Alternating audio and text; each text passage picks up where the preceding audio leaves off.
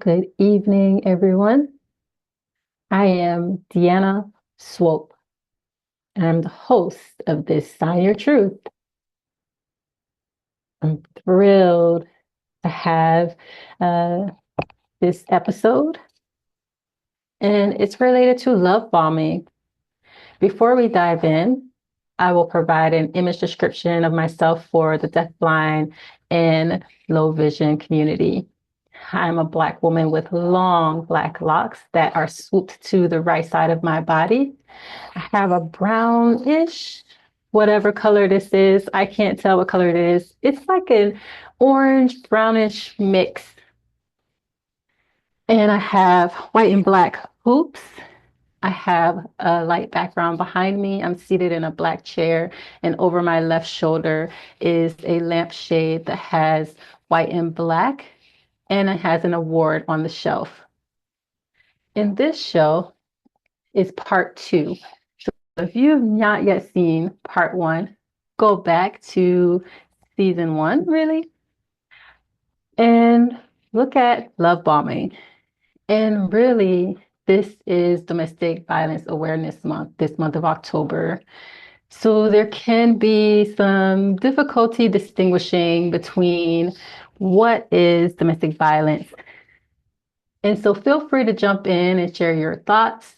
I'm looking forward to hearing from all of you. And now I would like to invite our two panelists back for part two. Julie? There. My name is Julie. My name is Giant J on the cheek. I have a braid. I'm wearing a pink fuchsia blouse with a blazer. And my background is the kitchen, and I'm so thrilled to be here today. Beautiful. Next, we have Cookie. Please come on screen. Hello, everyone. I'm excited to be here tonight. I am Cookie. My background is a yellow wall. I have blinds that are white. I'm wearing a white blouse, and it has ruffles on both shoulders with a purple trim at the neck. I'm wearing earrings made by an indigenous crafts person, and it has rainbow colors. Beautiful. I have red with brown color mixed braids that are pulled up into a high bun. I'm happy to be here tonight. This is Deanna. Thank you all for joining us for part two of this special discussion. And so I want to ask you all, how does love bombing impact long-term relationship dynamics and those who continue to be impacted, for example, with trust and emotional well-being?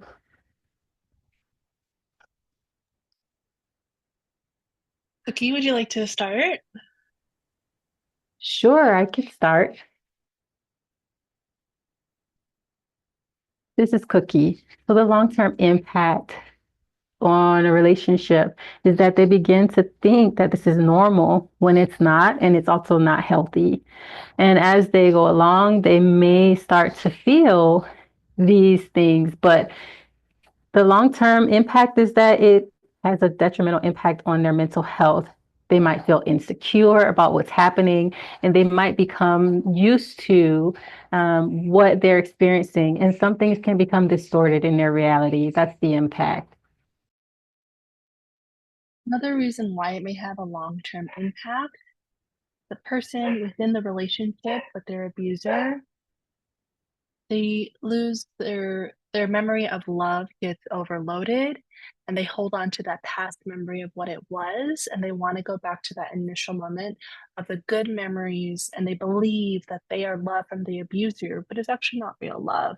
It's actually emotional manipulation.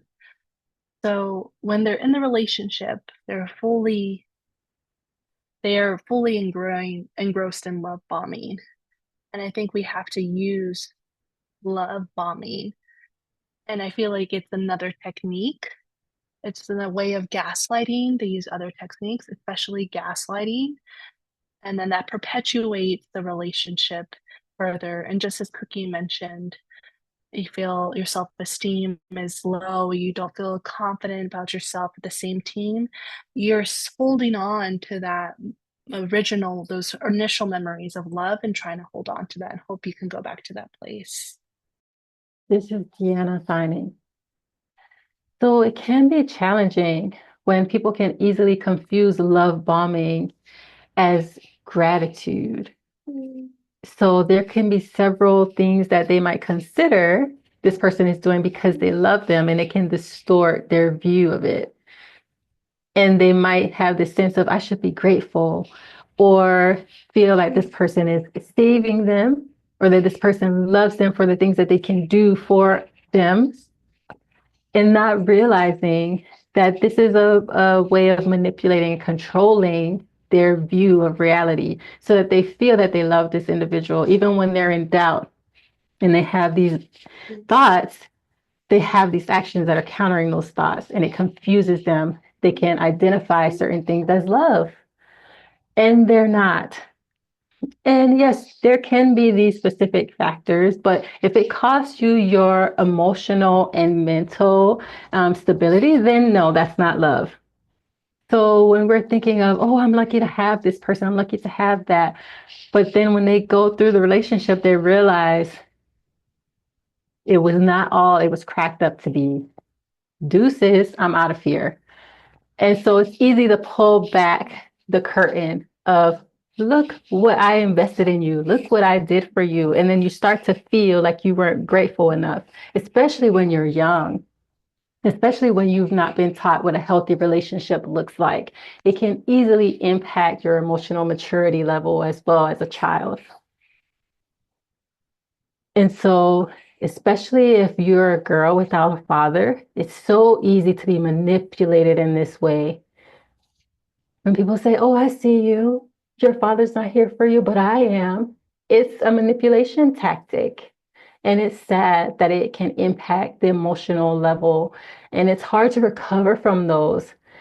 You know, you can have physical scars that heal, right? But emotional scars, oh, so much unpacking to become whole again. So that's just my opinion. Cookie, this is Cookie here. Something else is that there are so many perspectives of what love means.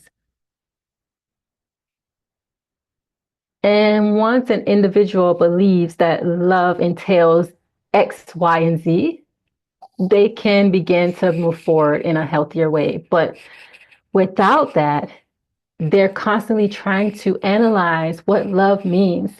They follow social media, they follow TV shows and movies, and they think, oh, yeah, that's what love is. But it's not.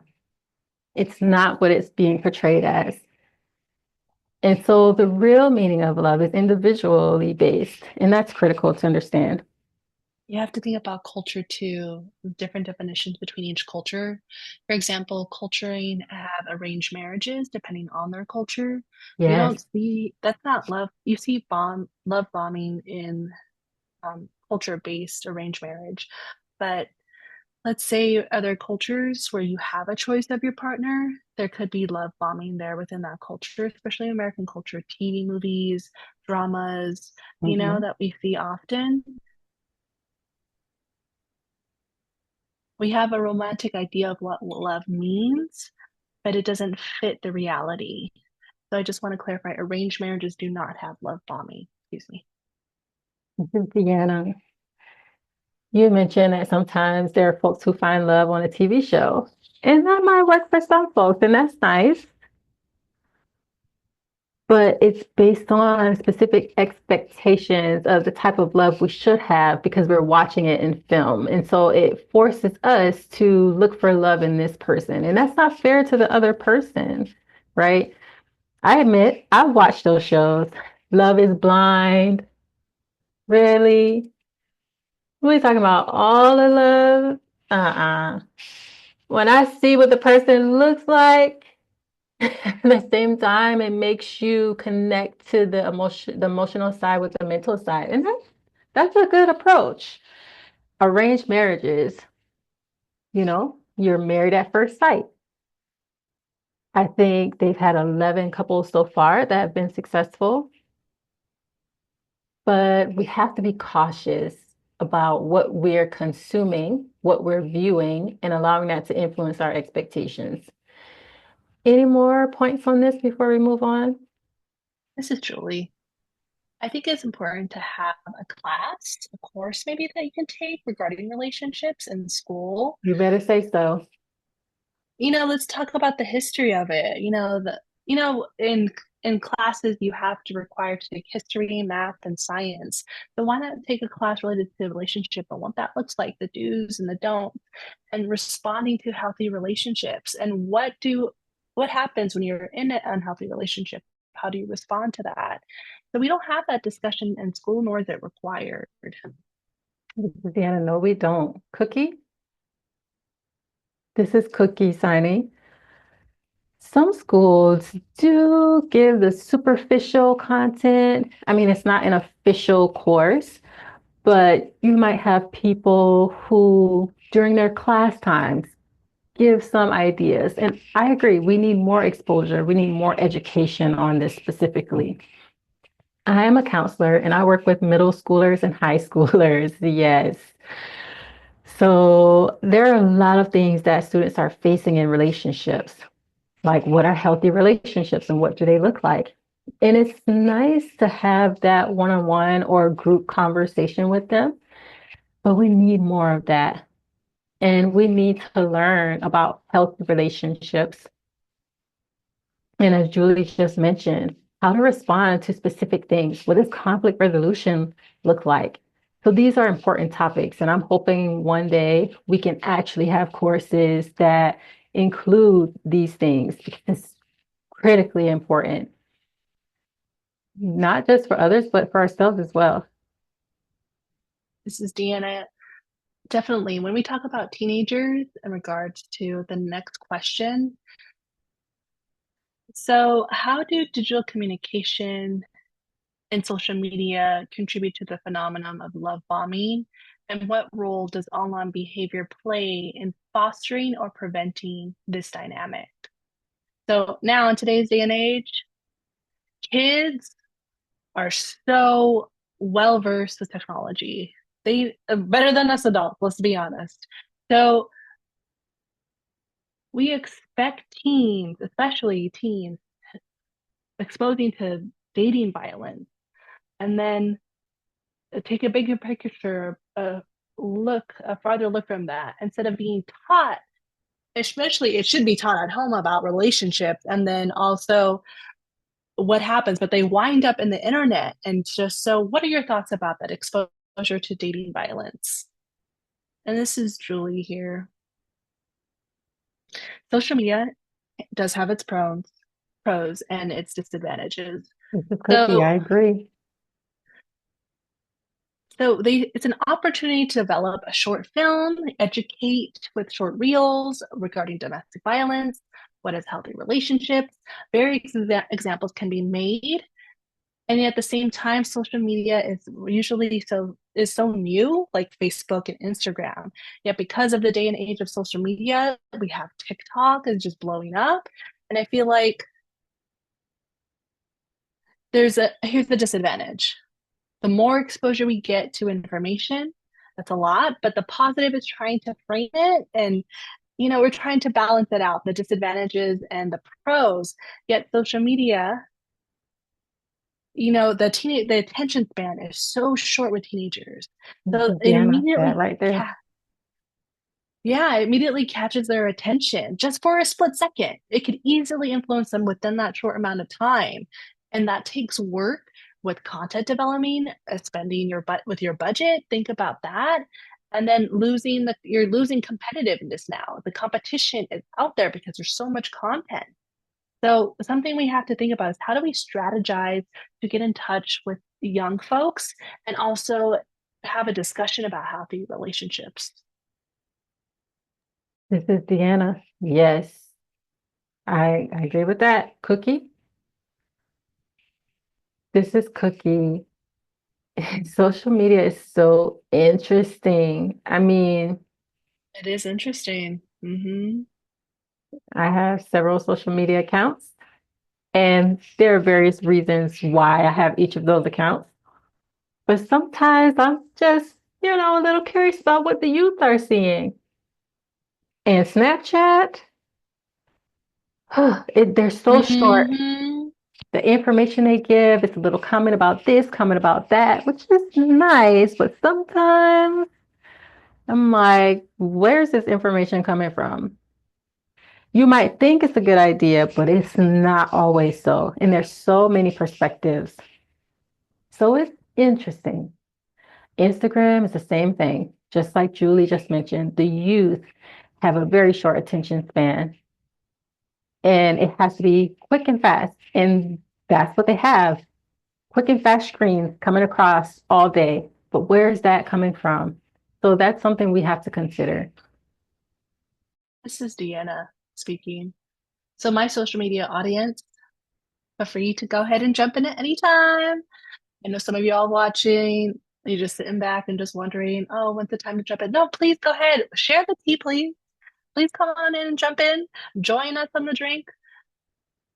Okay, so when you have teenagers, especially a daughter, luckily my daughter's not really solely engrossed in social media, but also think about the mindset. It's just, and also with apps, and then just thinking about social media and the various apps. So when you're looking at TikTok, for example, I'm looking at TikTok, and my mom's like, "Why?" And my daughter's like, "Why are you looking at TikTok?" But I'm saying there's some good stuff there, some good cooking recipes. It's funny, but it just gets so easily captivated by TikTok. And also, I need to sign my quotes, and then I need a video. So I feel like I'm a child being monitored by the adults, which is my child who's a teenager.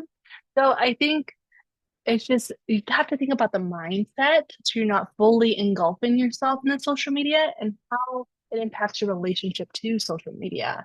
And unfortunately, due to COVID, it did not help our current situation with our mindset and relationships.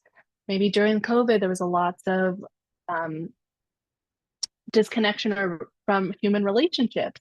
So the only way we can connect is via online. So let's say, hey, if you want to meet in person, here I'll be there for you. Don't mind. But unfortunately, that's just not how it works anymore because it's all based on social media. And then from there, we had depression after COVID and some other diagnoses. But it's so easily to get pulled into a person so fast via social media. That's part of the online world of today. I want to say that's just my opinion. And this is Julie here. It's clearly you have an open relationship with your daughter. We could see that. And do you feel the need to search for answers through social media?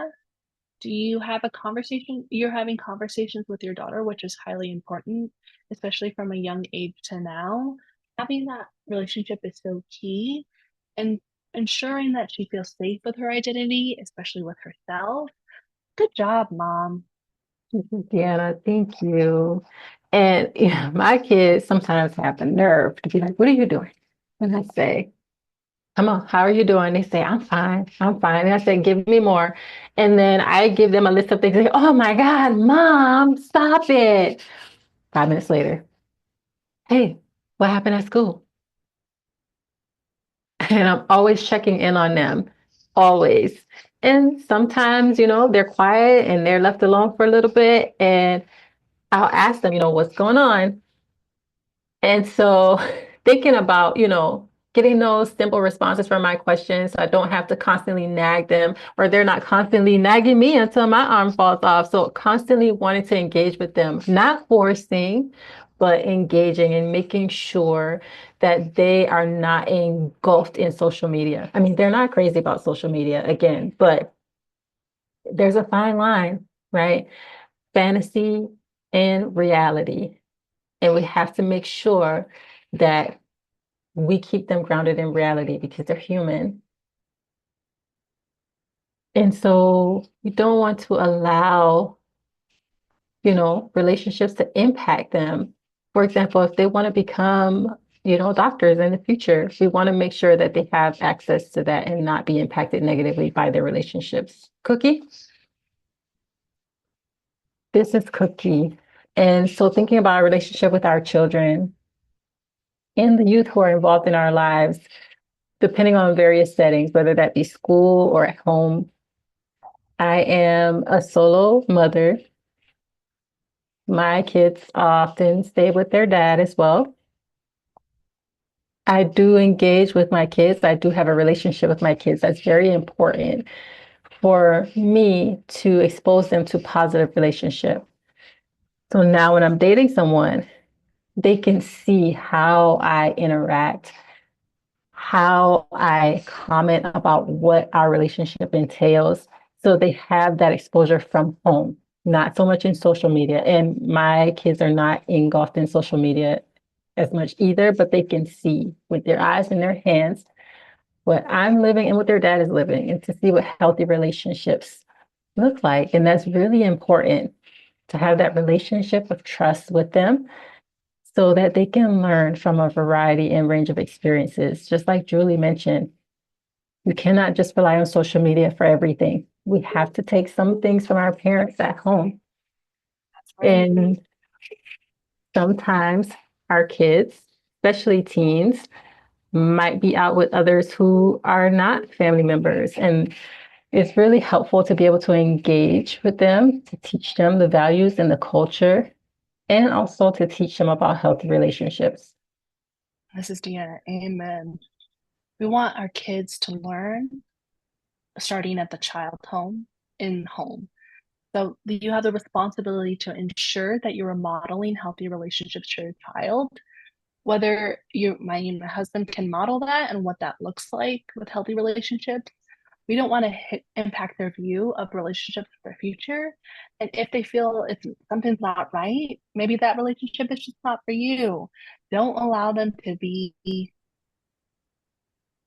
indebted to someone that you do not like. You don't have to be with that person. You can leave. Just ensure that you have a safety plan in place. Any at moment you feel something is off or uncomfortable, let us know. Ensure that you have a safety plan in place. You can't just go ahead and immediately leave, because love bombing in this day and age in this world is intense. And this is Julie. I think we have to teach our children what is love bombing in the first place. What are the warning signals? What are the red flags? If they're in doubt, maybe we should check in with their parents or brothers and sisters, or do and ask them, do you see any red flags? Do you notice I am solely engulfed in this and I can't see something? Can you see something I'm missing? And have family perspective to help with that in order to see if the relationship is healthy or not, and just keep the door open. So a conversation may just be a start. This is Deanna signing.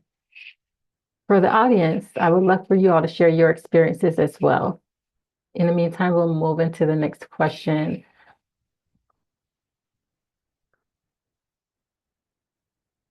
What has been effective in helping individuals recover from the emotional aftermath of a love bombing, and what approaches may be beneficial?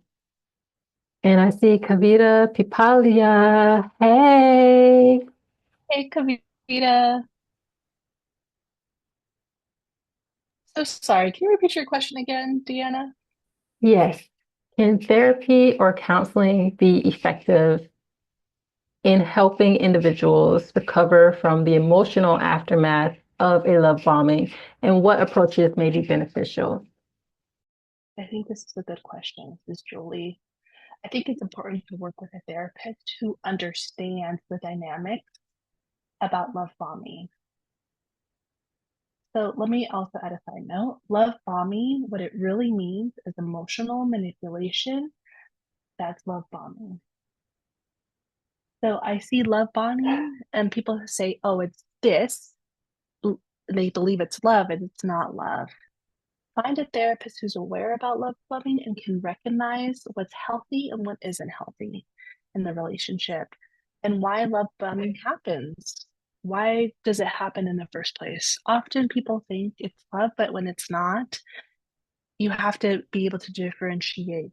The person who is doing the love bombing is getting what they want from the relationship. So That's that's it. something to think about. Cookie? This is Cookie. I agree. I feel that therapy can be a remarkable opportunity for personal growth.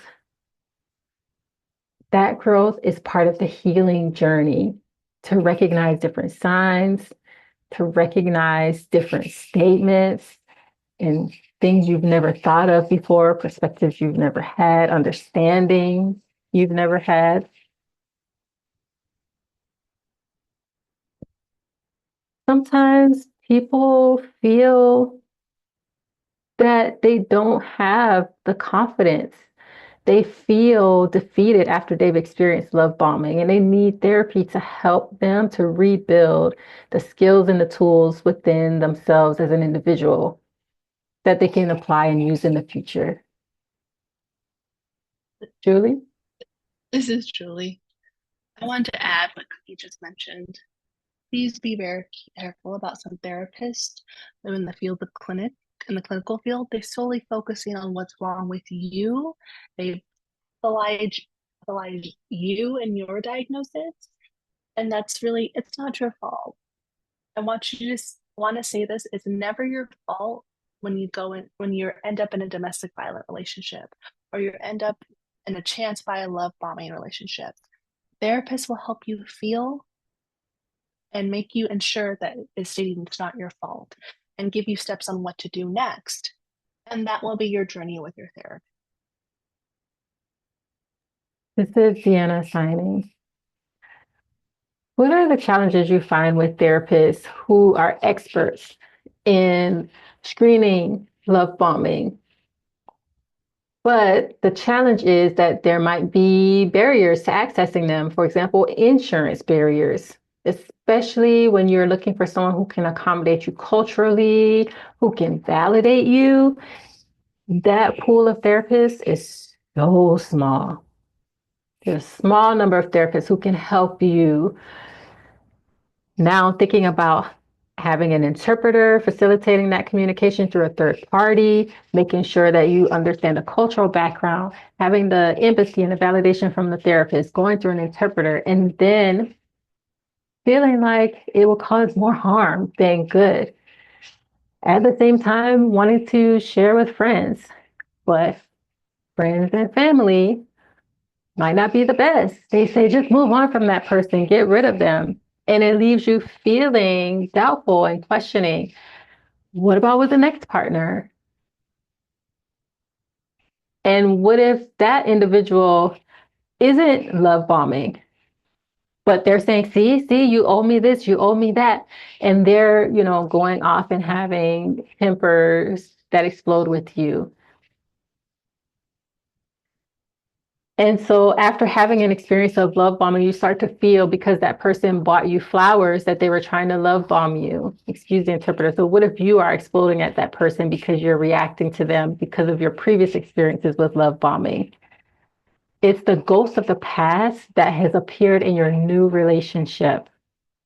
And so it is really important to have a therapist who is empathetic, to have a therapist who can help you heal, who can help prepare you for the next relationship, who can ask you those questions. Are you ready? What are your triggers? How do you address those triggers? What are those steps look like for you? How can you share and be vulnerable with your next partner and make sure that they're receiving that with care? These are questions that a good therapist will ask you. And then if you're looking for a therapist that just says, go ahead, you're good, you're ready for the next relationship, then therapy and that approach is not for you. But you need to have in mind, these are key questions that a therapist should help you navigate through, work through. And it's not a checklist. It's about the level of importance of these factors. That's my opinion. Audience? I agree. Come on, audience. Go ahead, panelist. Julie.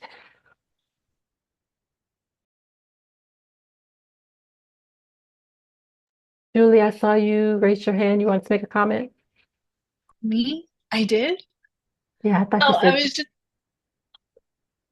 I thought you raised your hand. I was just looking at the questions. But yeah, I can add something. Sure, go ahead. There there are very several deaf-centric agencies that focus on domestic violence. And maybe if a therapist is not available or you couldn't find anyone, maybe there's a support group instead, maybe a one-on-one with the violence advocate. They understand what love bombing is. So please go ahead, take advantage of all the resources available within your state or maybe within your home area of local organizations. It's nice to have more and more domestic violent and sexual violent organizations. You're not only limited to your area, there's also telehealth or video phone or just within other states because technology helps so much in today's age. This is Deanna signing. I agree. If you don't have therapists in your region, you have other options available to you that you should take advantage of. Cookie, this is Cookie. I agree with what you both just said. It's just ooh, having insurance it doesn't always mean you get offered the best options. That's right. For example, working at a charter school here in Minnesota, Metro Deaf School, there are students who graduate, who go on to college out of state, and they think, oh, this is great because I can continue therapy. And they find that it's difficult because the insurance is limited to within the state versus options that are available outside of the state while they're in college. That's a huge barrier. Even within the state, you might have good insurance. One thing I've noticed in a few different situations is that an agency might be small.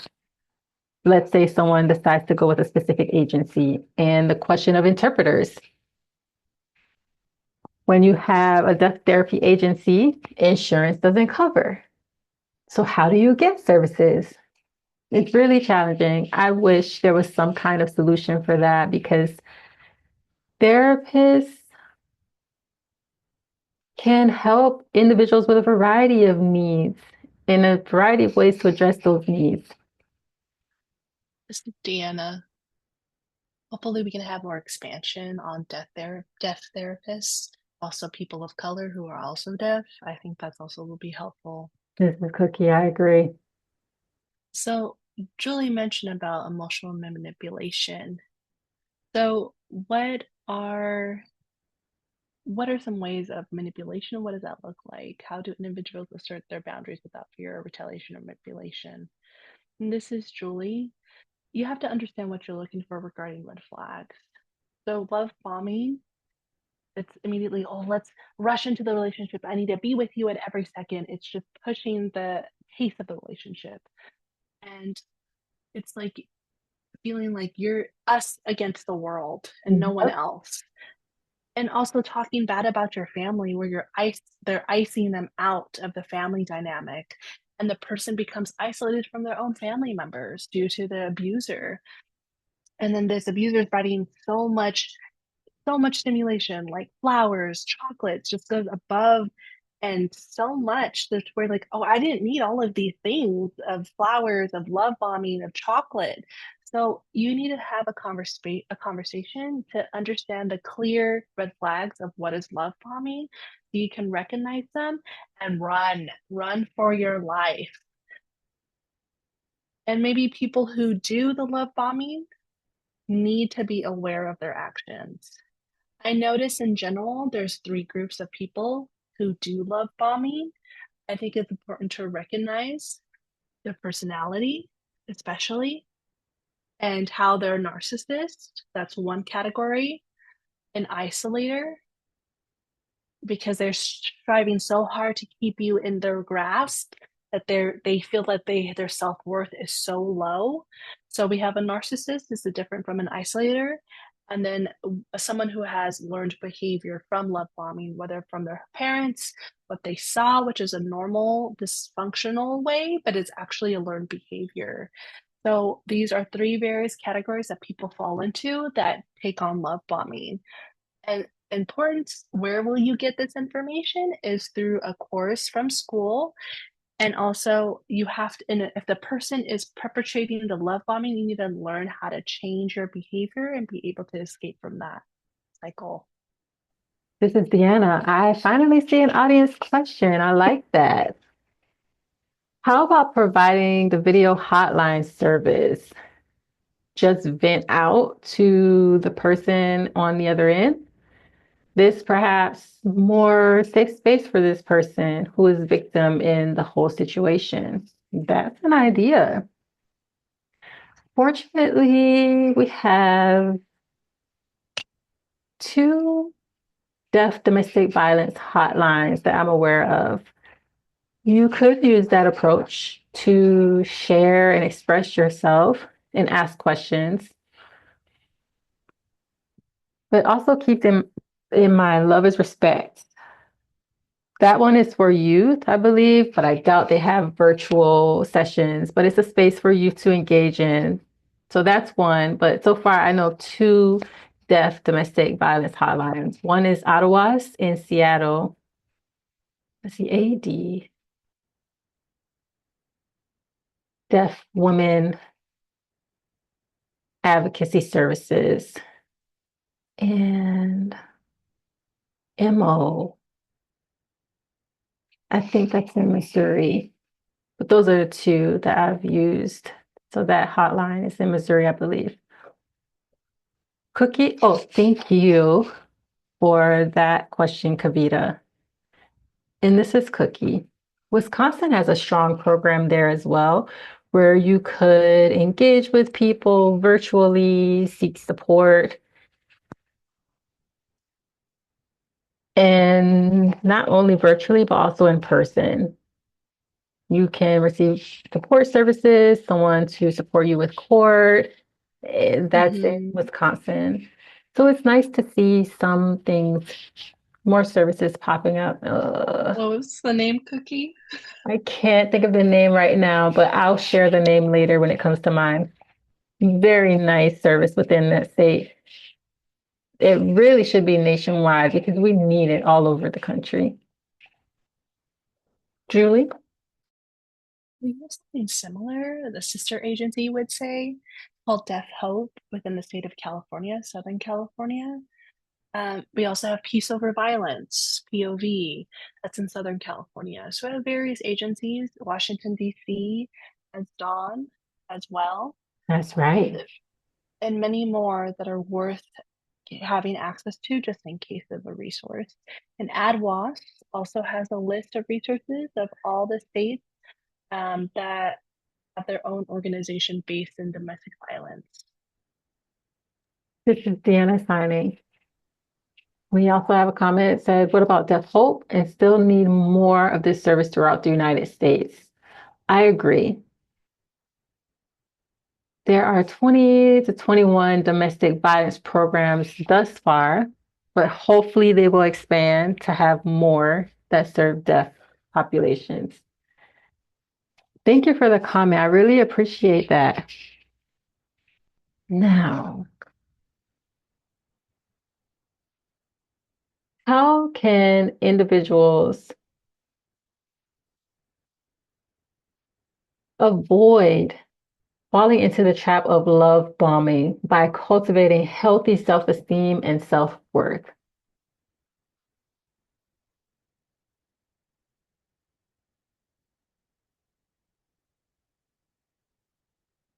This is Julie. I think we need to have a culture of opening the dialogue of what it takes to develop healthy identity. I think that's so vital, and it's never too late to develop a strong sense of identity, a strong sense of self, confidence, your own self-worth. We solely tend to focus heavy on survivors, and yet we also need to focus on those who cause the harm as well. It can't just be one-sided. It has to be both sides. Because if you don't address the abuser, the cycle of violence is going to continue. And often those who are doing the love bombing, they don't have a strong sense of self either or self-worth. That's right. So building that confidence is so important. And everything that we're talking about today, counseling services, advocates, the support system, learning about the signs of love bombing, learning about what is a healthy relationship and what that looks like, taking courses in school, having this conversation here, which you're hosting, Deanna, is so healing. It is a healthy conversation we're having in place instead of just solely talking about just how to fix yourself. It's not solely about that. It's like we need to fix what's inside, looking at your inner self and stating, I'm beautiful on the inside and out regardless. We're so obsessed about what we look out and our outer appearance, but our inner beauty is there as well. This is Deanna signing. Cookie. This is Cookie. I agree. Analyzing and figuring out your self-worth is important. Also, continuing cycles. Think about being exposed to these things and what can help you to be healthy. And sometimes we're not exposed to them. Therefore, we have to analyze and learn, make mistakes. Seems that behavior isn't appropriate. I need to change it to something more appropriate. That's a journey. And people will engage in that journey throughout the rest of their life. Julie? Can I add what Cookie just said? It's about generational learning. It's about trauma and how it's passed on from generation to generation. I want to say we as a society are guilty of shaming and of shame and finding yourself stuck in the domestic violence situation. How people said, why didn't you leave? Why couldn't you leave? And we create more of, we're not creating healthy relationships outside or inside. We need to be a support system, have a state of understanding. And then, deaf folks, they're 7 times more likely to go back to their abuser. And that's something every time they go back, it's they're still you should still be able to be a support system for that person, for that survivor to say, I'm still here. I'm not judging you for what you decide to do. Just know that I love you regardless of what you decide to do. Don't worry, I care for you. And just push that judgment away. Do not look down or dehumanize your loved one. Care for them, show them you're here for them. Isn't that right? It's so hard to say, it's so easy to say, get out of the relationship. You should be doing better. Look, be there and be the stable person you can be in their life. This is Deanna. I completely agree with both of you. Julie, you mentioned supporting that person without judgment and not making it so easy for the manipulator to pull them back in and say, see, no one loves you. Look at all them judging you. I don't judge you, because that's so easy for them. And at the same time, we have to identify what healthy self-esteem is. That starts very, very young, from what you see, what you're exposed to, what you take in. When someone says, I want to be like you, or I'm not that strong, I'm not that brave. No, you are who you are. You are beautiful. You are worthy. That starts from a young age. Those daily affirmations that will be with them until later in life. And it's easier when you start to expose them to that at that young age. So when someone treats them a certain way, they can say, "Oh no, I'm way too loved to settle for less. Oh baby, I don't have time to heal you. If you're not healed, you need to go to therapy. I'll go with you, but I'm not in here to just watch you not heal. Go ahead and get yourself right. I love myself too much to just be sitting here putting myself through it, trying to support you until I'm burnt out.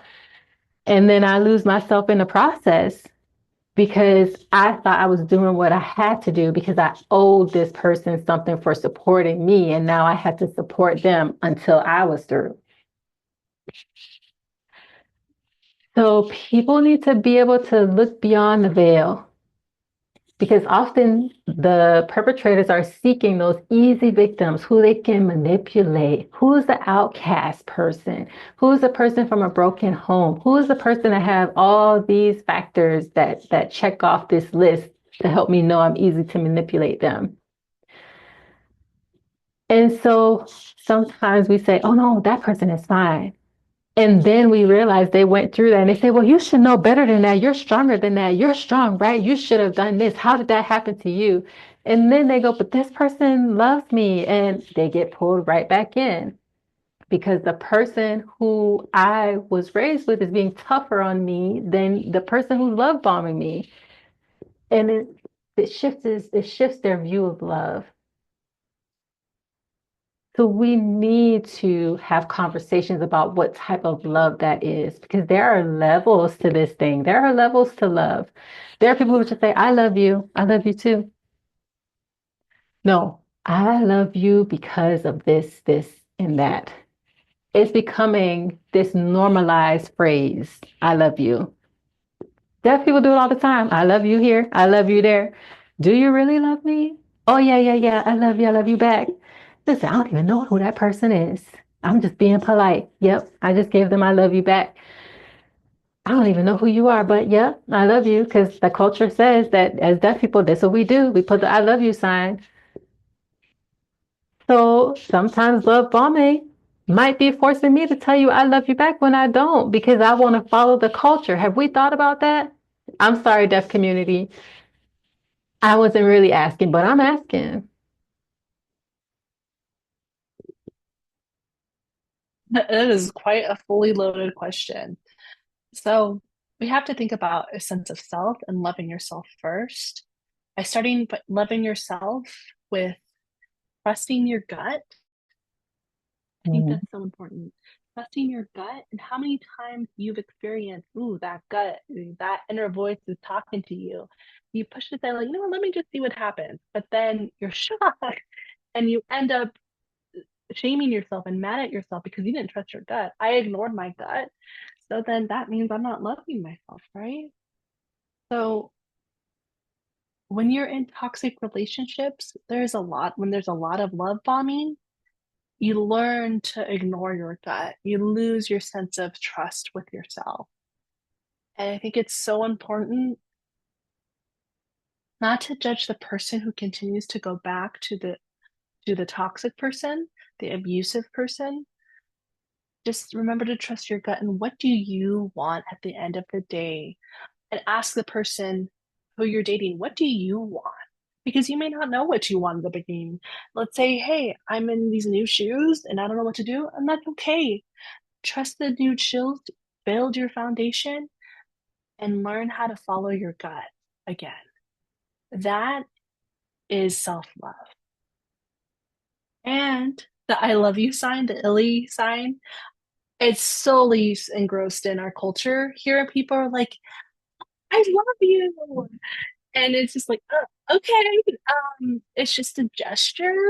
I think we have to differentiate between I love you, the illy sign, and I really love you. Like I cherish you. I think that's different. This is Deanna. Thank you for that answer, Julie. Cookie?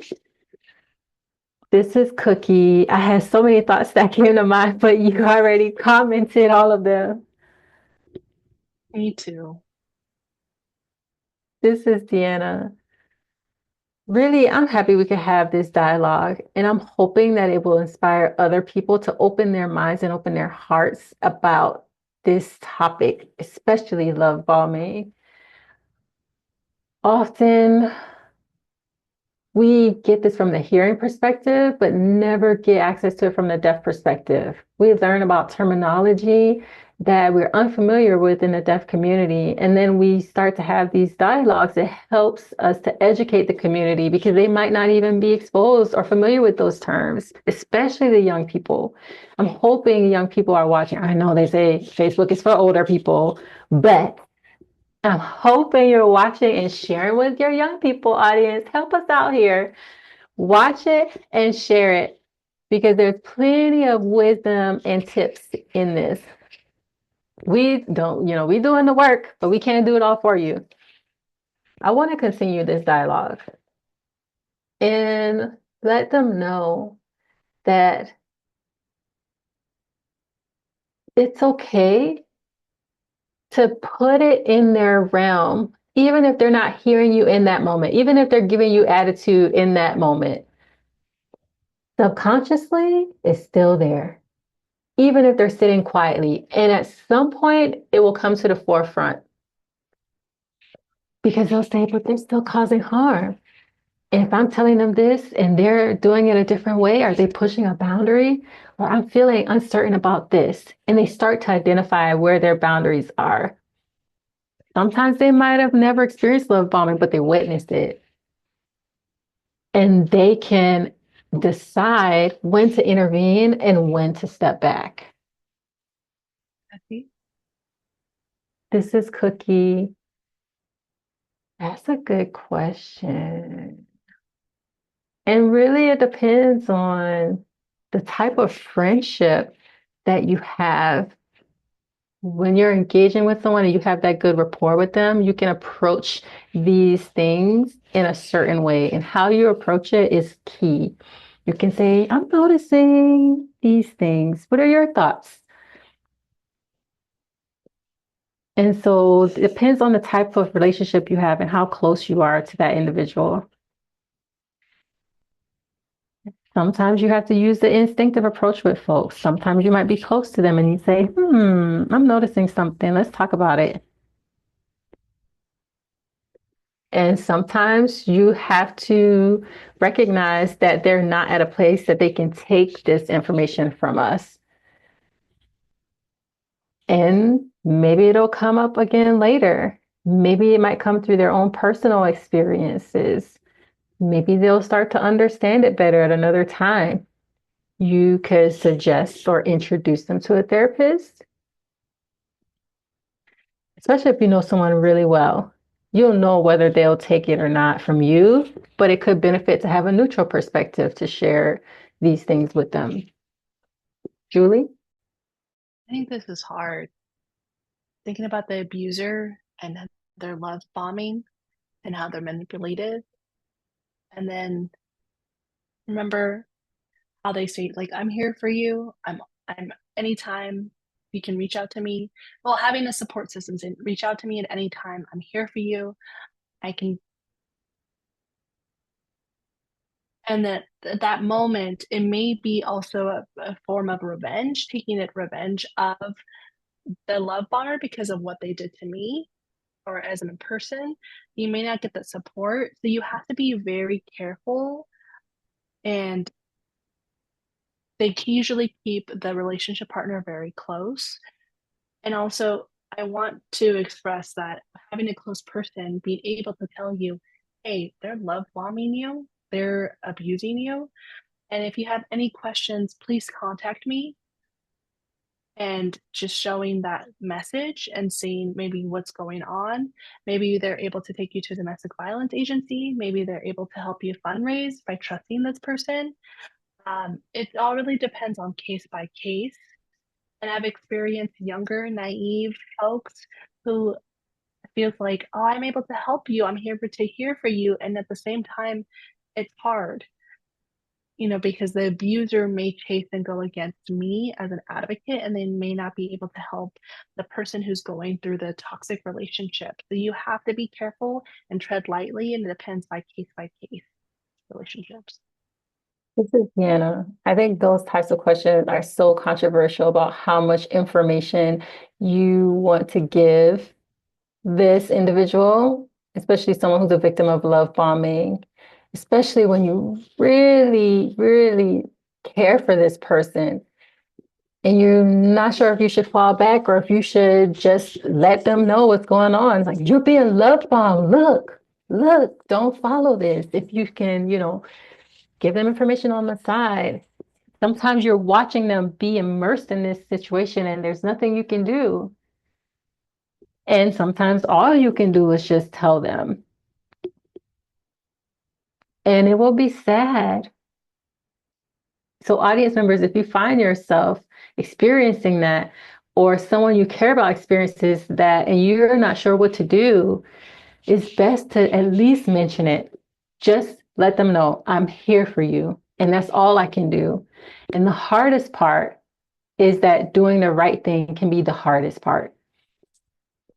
So, audience, thank you for your comments. Thank you for your messages. Thank you to our panelists, especially for dropping plenty of wisdom and expressing yourselves, your voices through sign language and making it accessible. Thank you for making it accessible to the hearing individuals as well. And they say, oh, yeah, yes, that's coming from us. So thank you again for the panelists tonight. And we'll see you all on the next episode.